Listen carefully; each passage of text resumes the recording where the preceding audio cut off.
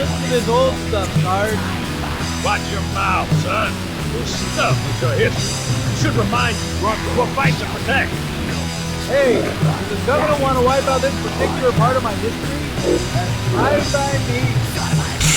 What a poser. Probably listens to Gent or something. Anyways, it's Radio Free and Smith episode 422. So I got a bit of an advertising pitch for you. Has this ever happened to you? You are walking down the street in the... And you know, you're pretty friggin' black metal, okay? You light a copy of Lords of Chaos, the book, not even just the movie, on fire at least 2 or 3 times a month. You've got the entirety of the Havamal tattooed on the inside of your eyelids by nanomachines. Nanomachines, son! And you own at least 2 Ildjarn albums and even listen to one of them occasionally. But yeah, you're walking around and uh-oh, here comes this fucking poser. They don't listen to real black metal, and it's like, oh, great, what's this idiot going to talk about? And this poser proceeds to tell you about this great new obscure black metal band they found out about, and it's like, oh man, I wonder what it's going to be. Old Man's Child, fucking Ancient, or like, oh, early Cradle of Filth is actually really good, guys. But no, they're like, I found this cool new band. I bet you haven't even heard of them. They're called Growsome Kite. Oh no! They're called Vothana. Oh no!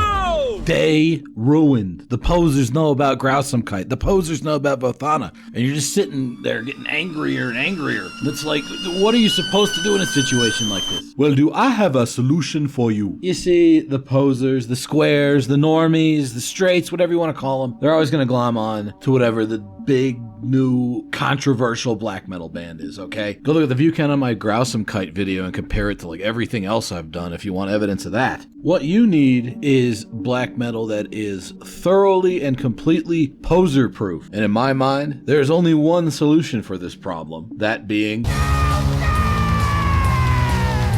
Oh yeah, baby, you knew this shit was coming. You're never gonna see people making memes on TikTok about Countess. There's maybe like 3 people under the age of 30 that even know who the fuck Countess is. In fact, there's a pretty good chance you're gonna have a hard time finding somebody with short hair even talking about Countess. My boy Orlok has been out here pulling the I keep it real! card with black metal since at least 1992. And what's more, he's put out 16 great albums for you to explore. 16 albums worth of pure unadulterated black metal, no goofball shit, no posery, no nonsense. That's real metal. That's metal for motherfucking man. Hell, I don't think even that guy is black metal enough to be into Countess, although it does surprise me on occasion. Apparently a real big fan of Amorphous' Tales from the Thousand Lakes. Did not see that one coming.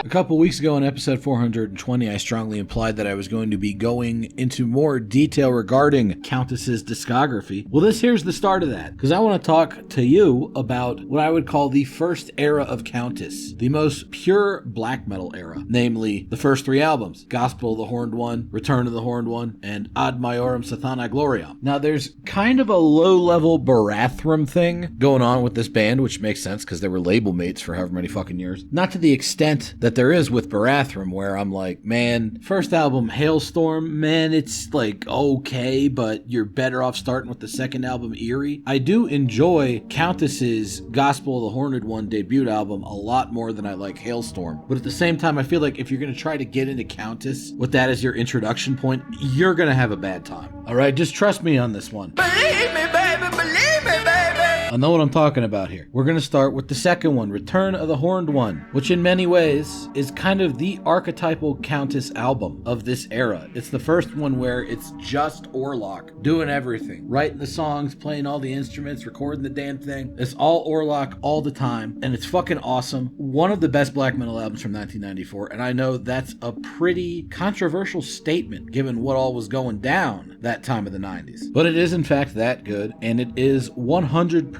poser proof. The posers, the weekenders, the ham and eggers, they ain't gonna like this shit. Primarily because it's raw as fuck, as you've no doubt been made aware of or listening to it for the past few seconds. It's nasty. Particularly in the vocal department. One of the most deranged examples of black metal vocals that I've ever heard. Some people really hate Orlok's vocals. These men are weak. These are actually fucking sick. Another thing that really sticks out about this album is the keyboards, which have a distinct, unique Countess tone to them, just as raw as the guitars and the vocals in their own way.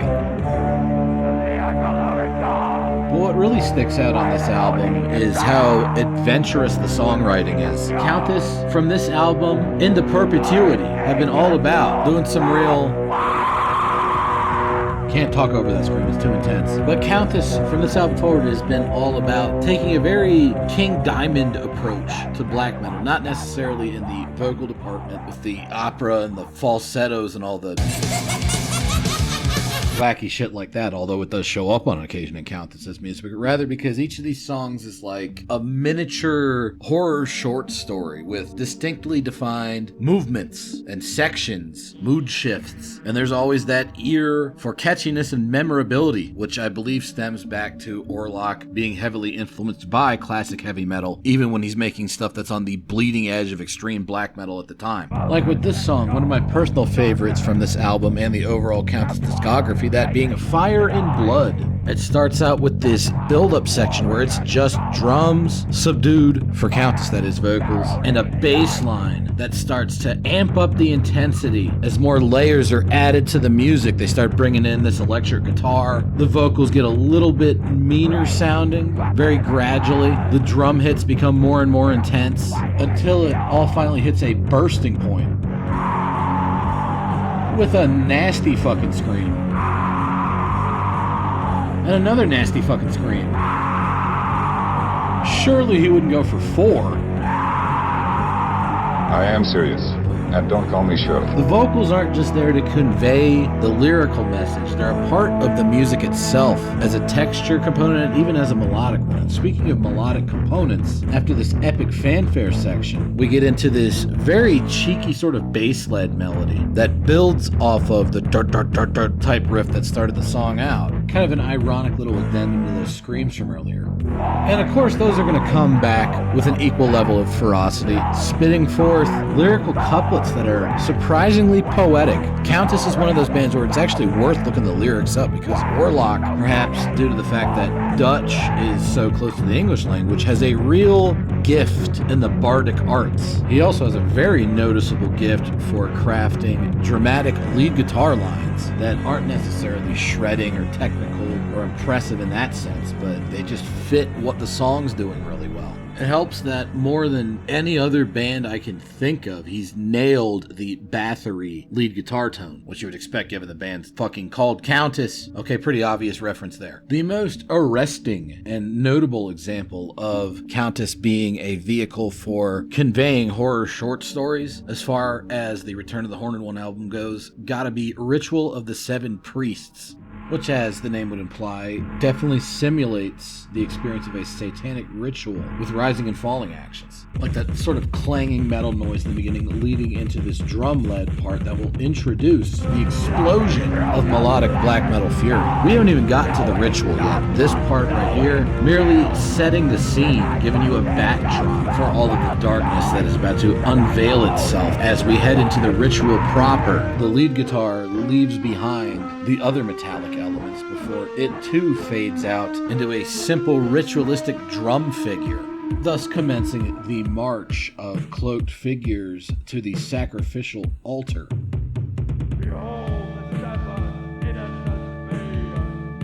Then we get this rising organ and mournful, stately bass guitar, gradually increasing in intensity behind Orlok's satanic chants, which are less super serious actual Satanism and way more Hammer horror movie in their approach, which absolutely works for what Countess is trying to do here. They're making a miniature Hammer horror movie in the 5 minutes of this song's runtime. Speaking of that horror movie, we're now shifting to a more carnage-heavy sort of scene as the sacrifice itself commences with a lead guitar gradually sneaking in before then exploding onto the audience in a fountain of gore as the black metal proper recommences. And it's all really fucking catchy and memorable, which is not something you can say about a lot of raw black metal. But it also just has that dramatic, almost cinematic impact to it.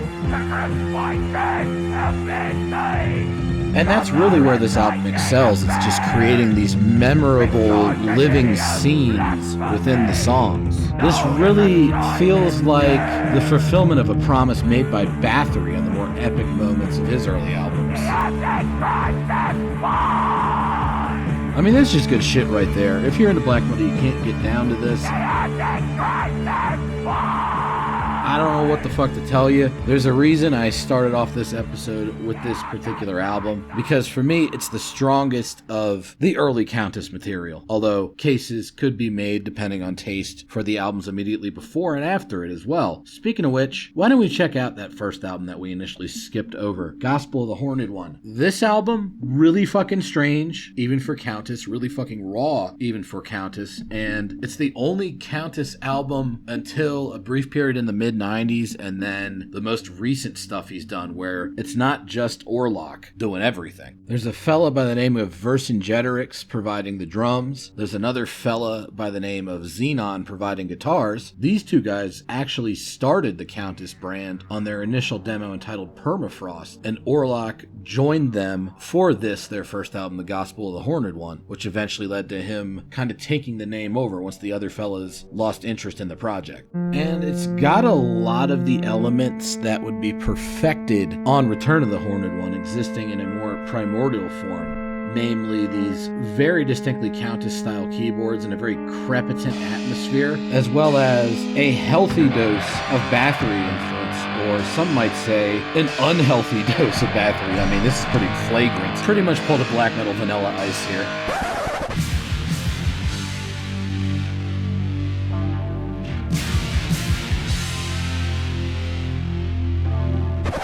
Shameful display!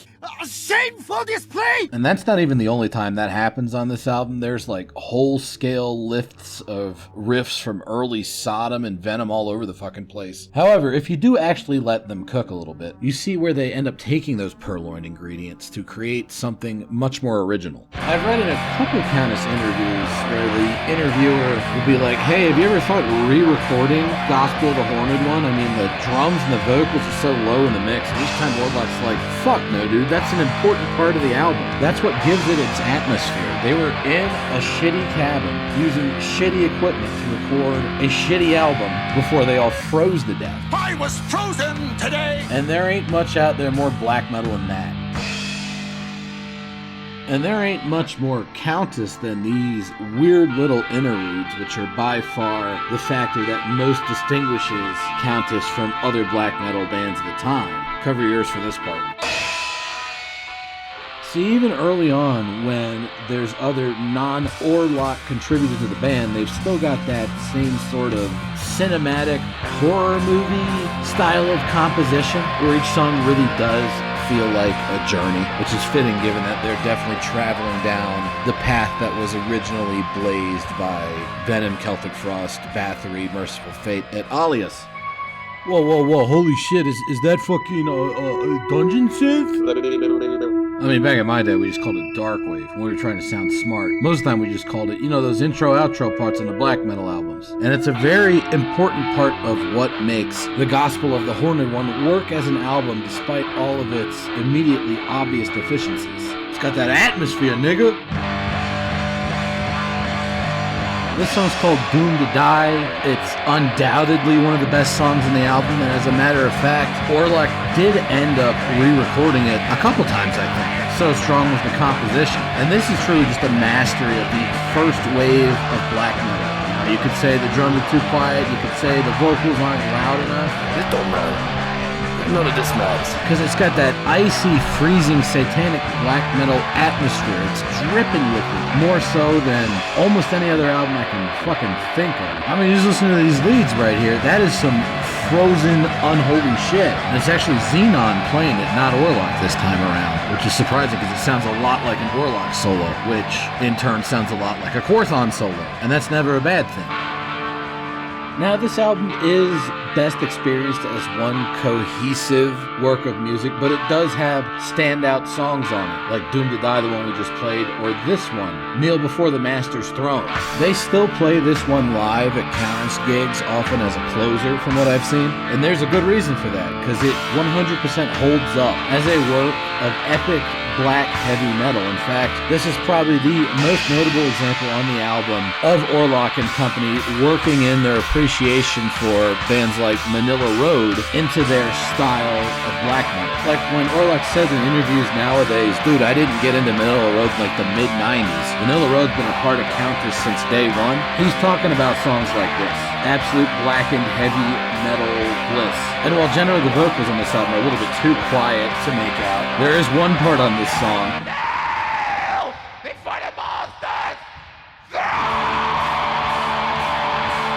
where the vocals are absolutely perfect, and you just heard it, okay? That was some classic Orlok screaming type shit. And as I mentioned earlier, there's plenty of people that don't like Orlok's vocals at all. These people are objectively wrong. He's one of the greatest black metal vocalists of all time. And that assessment certainly holds true for the final album we'll be covering on this episode, Countess's third release, Ad Maiorem Sathanae Gloriam, which is kind of an interesting spot in Countess's discography. You see, it's definitely part of that early pure black metal period, but it's also the beginning of a bridge into more epic, strange, avant-garde stuff. It's situated like halfway between the sound of an album like The Return of the Horned One and an album like The Book of the Heretic. And for many people, when it comes to the first three Countess albums, that alone makes it maybe the best of the three. For instance, this song right here, The Wrath of Satan's Whore, it's got one of those very impressive Countess-style build-ups, sort of letting the synth bleed into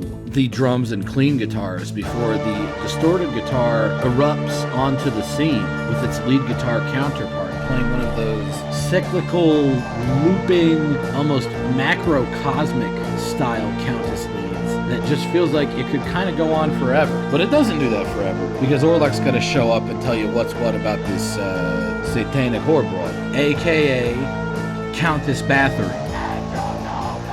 And as you would expect, Orlok is thoroughly qualified for such an undertaking, busting out some downright poetic lyrics that maintain sort of a cheesy horror factor without getting too silly. Also, this part right here is fucking sick. It's also on this album that you really get a feel for how much of a doom metal head old Orlok is, because there's a lot of riffs like this one that are very Saint Vitus sounding, and in fact, depending on which version of this CD you get, you'll even get a Saint Vitus cover of Born Too Late as a bonus track with your album. Now this whole album kicks ass, much like every other Countess album, but my personal favorite song is tucked away at the end. It's one of those epic length tracks that Countess is always so good at, entitled Ere a Bitter End.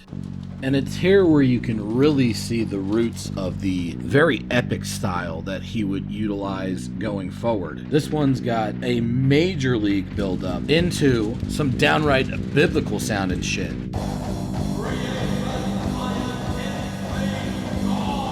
Literally, because it's about the story of Cain and Abel, which has been tackled by other black metal bands fairly often, most notably on the first Amen Corner album and the second Ancient album. And while both of those are classics in their own right, I gotta think this is the best treatment of the Cain story in all of the black metal canon. Like for real, you hearing these Gustav Holst-style percussive stings?